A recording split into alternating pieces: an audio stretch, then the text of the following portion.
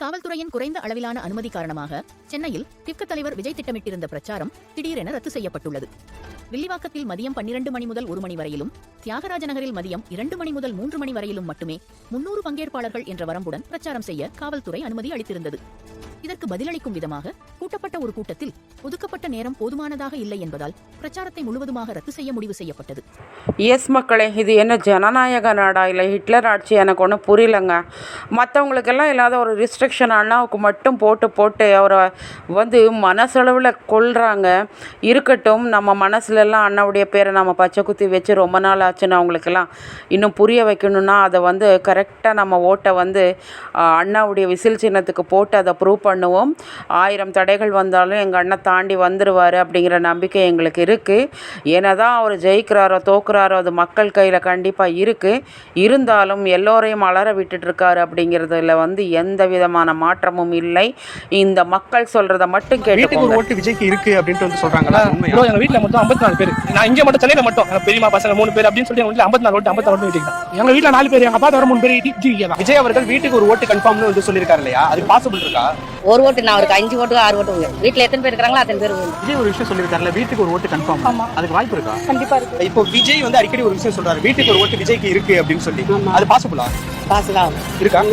எங்க குடும்ப ஓட்டு ஃபுல்லா விஜய் சார். விஜயா வீட்டுக்கு ஒரு ஓட்டு விஜய்க்கு இருக்கு அப்படின்னு, அது உண்மையா? இருக்கு. அந்த வீட்டுக்கு ஒரு ஓட்டு விஜய் நிச்சயமா கண்டிப்பா இருக்கு, எல்லாருக்குமே இருக்கு. அது பாசிபிளா? கண்டிப்பா இருக்கு. எங்க வீட்ல நிறைய பேர் இருக்காங்க, கண்டிப்பா அவருக்கு ஓட்டு. வீட்டுக்கு ஒரு ஓட்டு விஜய் இருக்கு அப்படின்ட்டு சொல்றாரு, அதுக்கு வாய்ப்பு இருக்கா? உண்மையா? ஆமா. உங்க வீட்ல? எங்க வீட்ல எல்லாருக்கும் விஜய் தான். ஓகே, ஒரு ஓட்டு விஜய்க்கு இருக்கு, அதுக்கு பாசிபிள் இருக்கா? அதெல்லாம் இருக்குது ப்ரோ. இப்போ விஜய் அடிக்கடி ஒரு விஷயம் சொல்றாருல, வீட்டுக்கு ஒரு ஓட்டு விஜய்க்கு இருக்கு, கண்டிப்பா அதுக்கு பாசிபிள் இருக்கா? கண்டிப்பா இருக்கு. இருக்கா? எங்க வீட்ல நிறைய இருக்கு. ஓகே, விஜய் அடிக்கடி மேடையில சொல்றாருல, வீட்டுக்கு ஒரு ஓட்டு கண்டிப்பா எனக்கு இருக்கு அப்படின்னு, அதுக்கு பாசிபிள் இருக்கா? இங்க விஜய் ஒரு விஷயம் சொல்லியிருக்காருல, வீட்டுக்கு ஒரு ஓட்டு கன்ஃபார்ம் அப்படின்னு, அது பாசிபிளா? எங்க வீட்ல 4 ஓட்டு இருக்கு. விஜய் வீட்டுக்கு ஒரு ஓட்டு கன்ஃபார்ம் அப்படிங்கிற மாதிரி சொல்லியிருக்காருல, அதுக்கு பாசிபிலிட்டி இருக்கா? கண்டிப்பா இருக்கா? வீட்டுக்கு ஒரு ஓட்டு விஜய்க்கு இருக்கு அப்படின்னு சொல்லிட்டு விஜய் அடிக்கடி ஸ்டேஜ்ல சொல்றாரு, அது உண்மையா? இருக்கலாம். உங்க வீட்ல?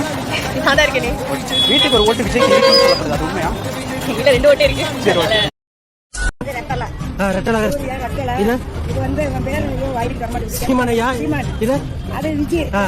விஜய்க்கு இங்க பண்ணோம்.